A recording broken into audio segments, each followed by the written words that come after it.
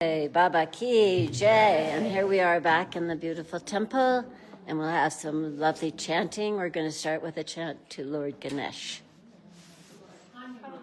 Oh, excuse me. Hanuman, number 22.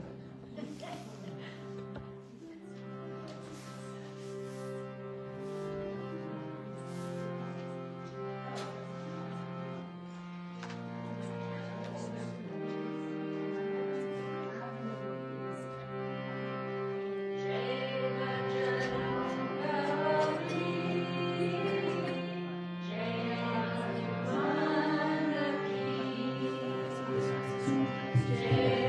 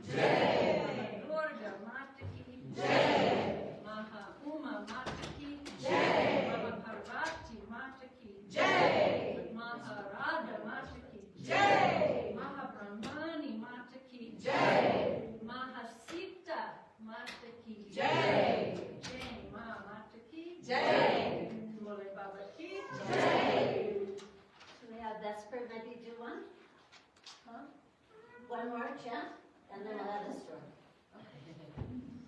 Welcome, everybody. It'll be open in a moment. Stay in a moment. There's down the stairs. Number 4. Just remember before you plug it in.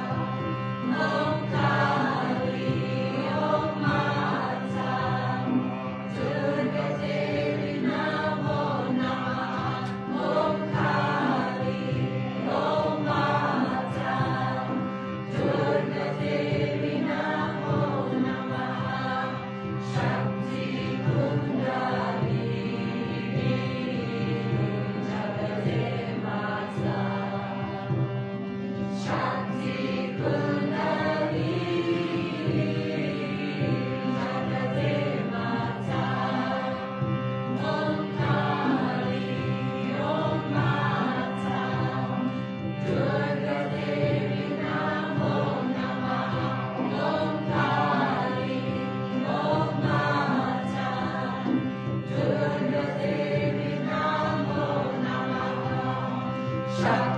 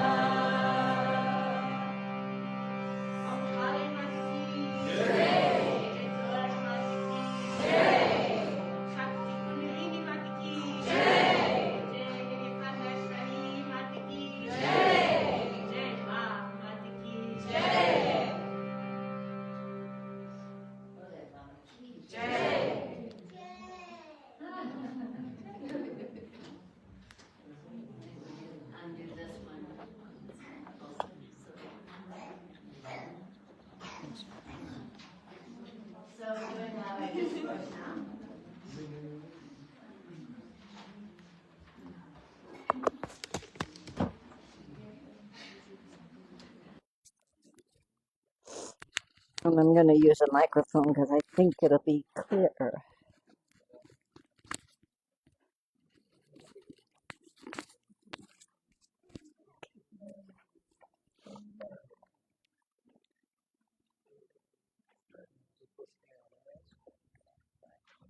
I don't think we need it. It won't, nothing will go except right there.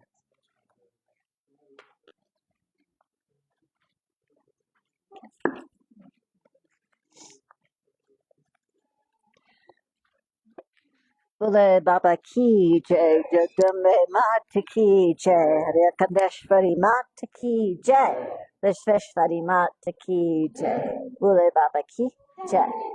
So here we are at the beginning of Navratri, and during the Navratri we read the Srimad Devi Bhagavatam. We've read it many times, and I have also a version that's a little bit easier to tell a story from. It's by Ramesh Menon and very lovely.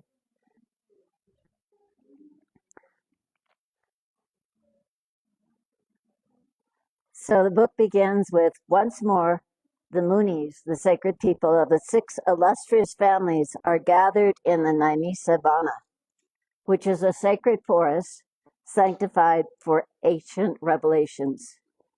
In their midst sits Sutta, who has actually learned the Puranas, the Srimad Devi Bhagavatam, from Veda Vyasa himself, who wrote the Purana.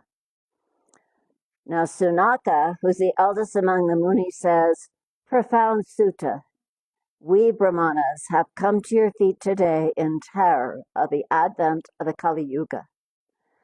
We have heard that listening to the holy Srimad Devi Bhagavatam can free us from samsara, this endless round of births and deaths.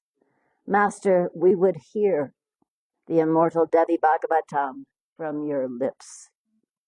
Sutta says, "Fortunate am I that the wise want to hear the Purana from me. Brahmanas, I bow at the lotus feet of the Mother of the Universe before I begin. Om." Everyone knows that Brahma created the world.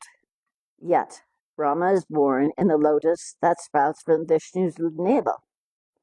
Then again, Vishnu rests upon his serpent Ananta, who lies upon the ocean of Eknava. We ask ourselves, from what primal source has this infinite sea come? And we turn for sanctuary to the source of all, the mother of all things, the Divine Mother. Thus begins Sutta in a voice that is as quiet as an ocean deep. He pauses, his eyes shut, his body still. After a moment, Sunaka murmurs, "My lord Sutta, when we grew afraid of the looming Kali Yuga, we went to Brahma in his palace at the heart of the wondrous Brahmavana. He plucked a mystic wheel from his mind and cast it down into the world. He said to us, 'Munis, where this wheel falls, there remain until the thorough Kali Yuga ends and a blessed Satya Yuga dawns over the world again. The wheel will protect you, for the Kali Yuga will not enter its confines.' The wheel from Brahma's mind fell here, in this Naimisabana, and when we entered within its boundary, the luminous thing melted into the ground like violet fire. So here we remain in this auspicious forest, waiting for the Kali Yuga to end. And we are so fortunate indeed that you have come among us, Master, to bless our long wait with the precious Purana." So each Navratri we create a Nayamina Bana right here, and we all listen to the Devi Bhagavatam. So the story goes on. Once at the end of the Kalpa, when the universe lay dissolved, Vishnu lay upon the ocean of eternity as a small child. He lay on a floating peepal leaf and wondered, "Who has created me a child? Who am I?" A voice spoke to him from the sky. "All that I see is myself. Only I am eternal. The child wondered, who spoke? Vishnu, the child, began to chant that mantra that the voice had spoken. All that I see is myself, only I am eternal. Suddenly the Devi Bhagavati appeared before him as Mahalakshmi.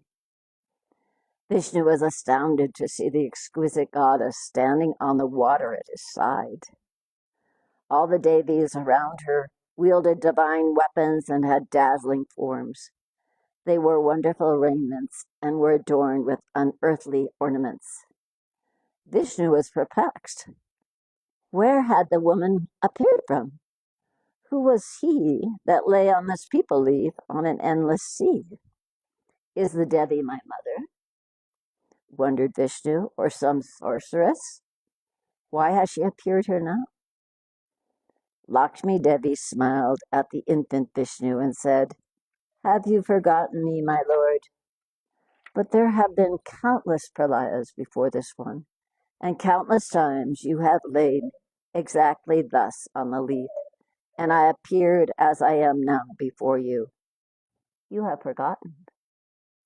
When you and I are one, Brahma will be born again from the lotus that grows from your navel.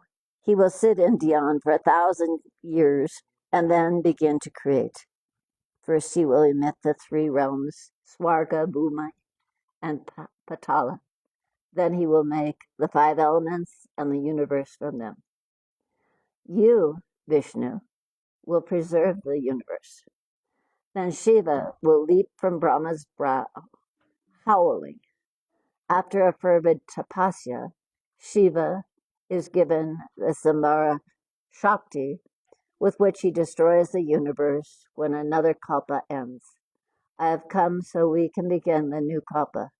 Take me unto yourself to be your Vishnavi Shakti.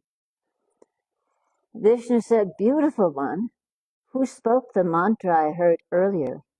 I am obsessed with the need to know, even as a poor man is with wealth. Lakshmi Devi answered him, it was the Adi Shakti, the cause of causes, that spoke to you.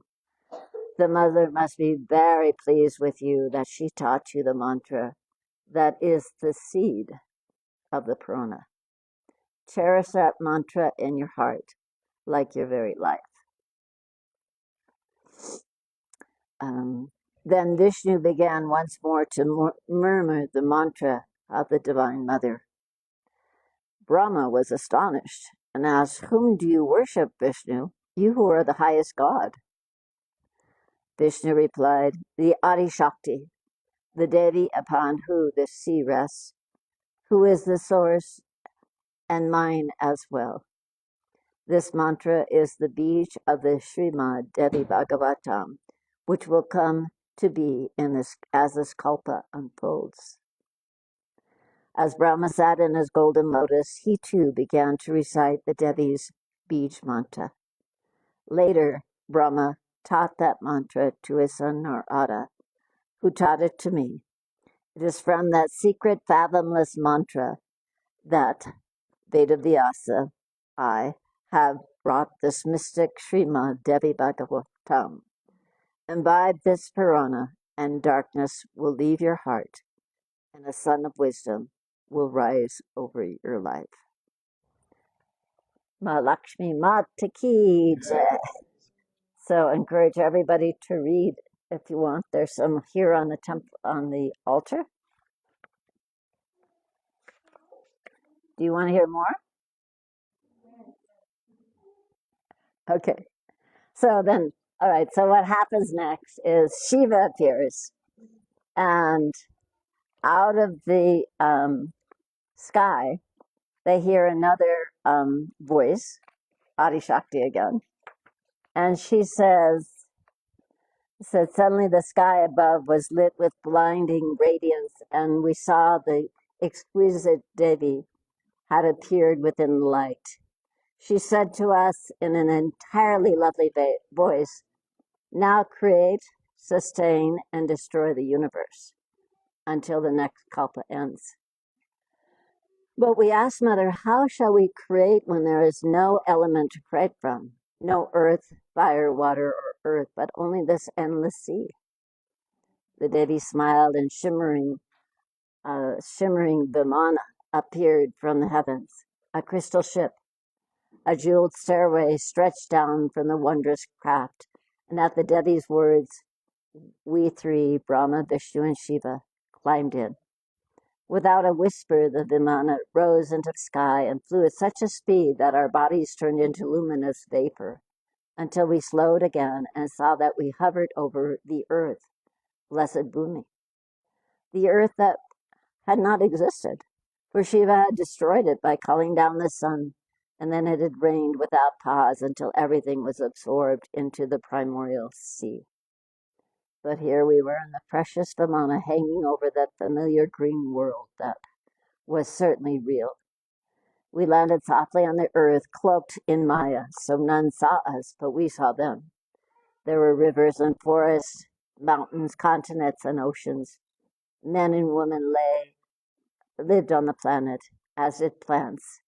We were astounded. There was another Bhumi, Earth, exactly like the one we three create, preserve, and destroy. As if in response to the doubt that sprang in our mind, the crystal ship rose away from the world again silently and flashed into the sky at breathtaking speed. The azure firmament parted for us to see another sea, and we flew into the realm of Devaloka, the heaven of all the earths.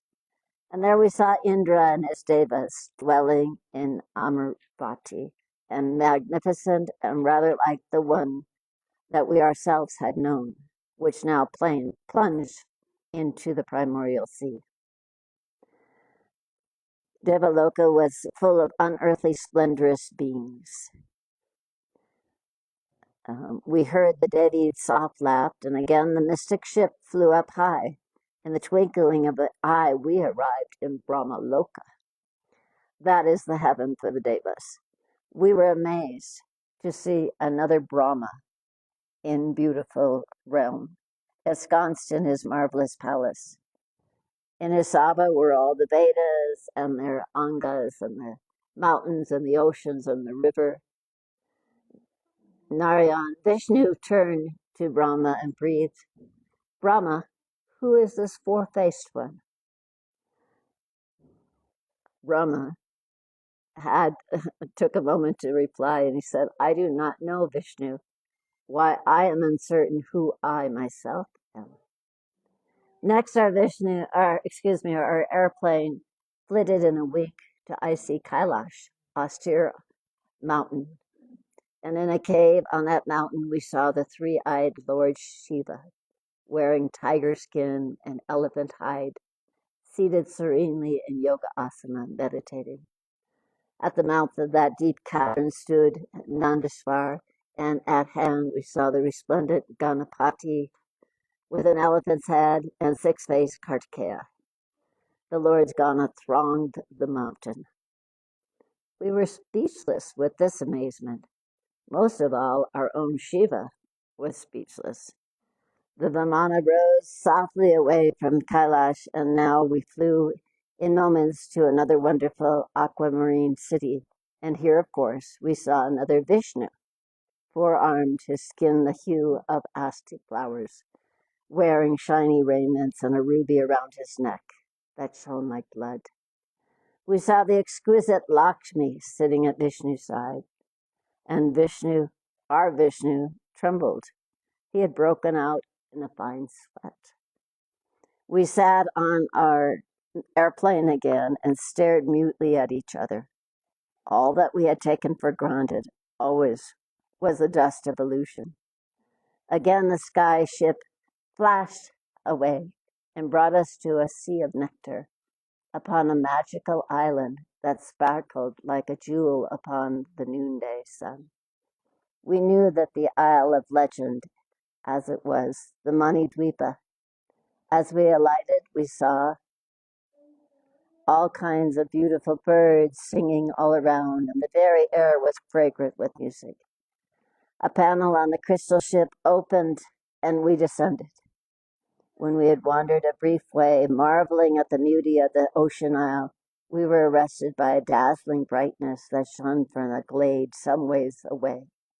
We approached cautiously and for a moment stood spellbound by the sight that met our eyes. We saw a splendid pavilion, and within that mystic throne that is called Shivakara, whose 4 legs are Brahma, Vishnu, Shiva, and Dharma, it was brilliant, a brilliant rainbow. A glimmering cover lay over it, encrusted with gemstones. But these paled before she, who reclined languidly upon the couch. Bright as a streak of lightning, her dark body was perfect and anointed with fragrant sandalwood paste. She wore a crimson garment and a scarlet garland around her throat.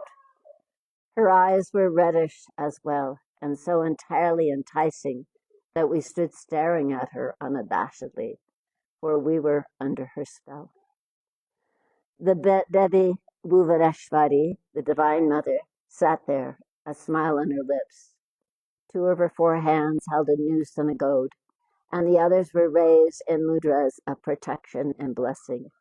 We 3, Brahma, Vishnu, and Maheshwar, who created, nourished, and destroyed the universe, had never seen or even dreamt of such beauty as hers. Why, we realized that the birds in that blessed place sang the occult mantra Hrim, which belongs to the lady whose skin is the color of the rising sun, and who is merciful past understanding.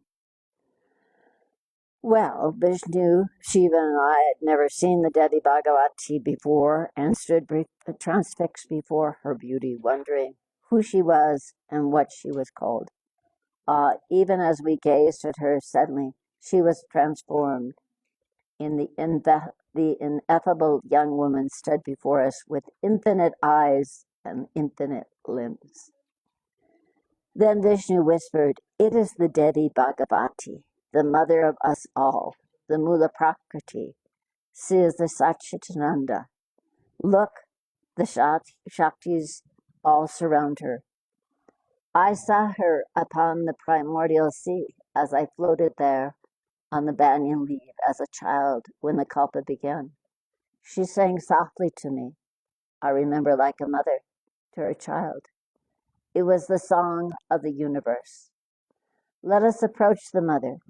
She wants us to, otherwise we would not be here."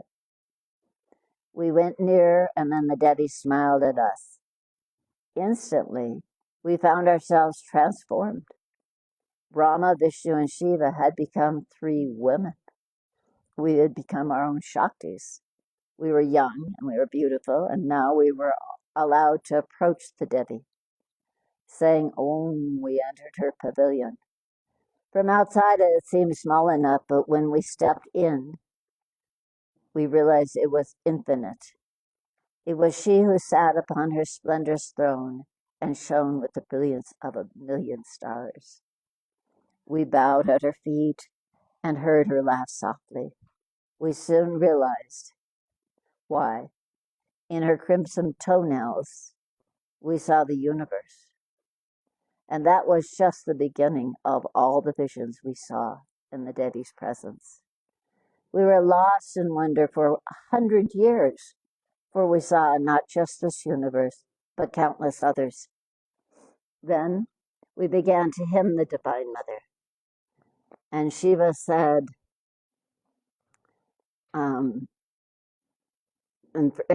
from her own body, she, the Divine Mother, created the 3 Devis who are our consorts, consort of Brahma, Vishnu, and Shiva.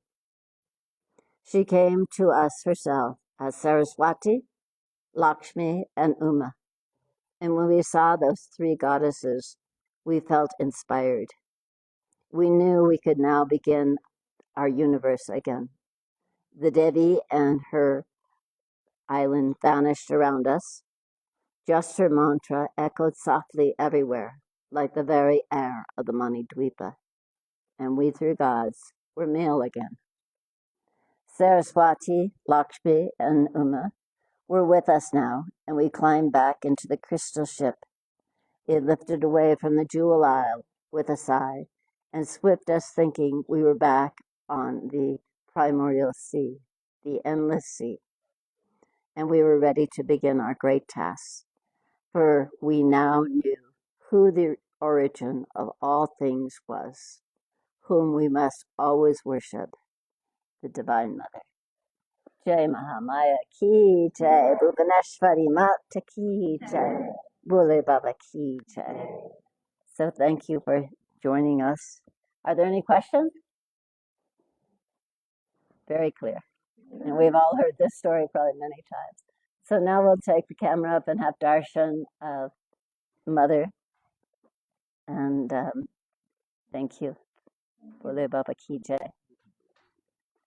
And tomorrow we'll begin our live streams as early as 8:30 in the morning for the Devi Puja and continue on with fire ceremony at 11, discourse and chanting, just like today. Bole Baba Ki Jai.